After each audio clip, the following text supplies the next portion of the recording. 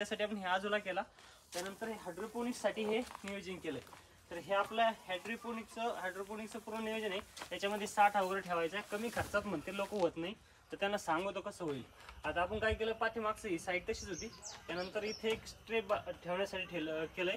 तर इथं आपले 2 ट्रे बसू शकते मोठाले, आणि याच्या खाली आपण प्रत्येक बसेल, याच्या खाली अजून एक बसेल, अशा पद्धतीने केलंय. कमी खर्चात केलंय. बांबू लावले, त्याच्यावरून फक्त हे आपलं शेडनेट आहे. तर हे हिरव्या कलरचं कापड हे आपण सोडलंय खाली, आणि त्याच्यानंतर पॅक करून घेतलंय. पूर्ण तारेमध्ये पॅक केलंय आणि अशा पद्धतीने स्ट्रक्चर केलंय. हे खूप लांब आहे. इथं जवळजवळ आपले 1000 पण पक्षी, 1000-2000 पक्षी साठी हे तयार होऊ शकतं. ह्या पद्धतीने केलंय. तर कोणाला जर प्युअर गावरान कुक्कुटपालन करायचं असेल, त्यासाठी आपण ट्रेनिंग ठेवली.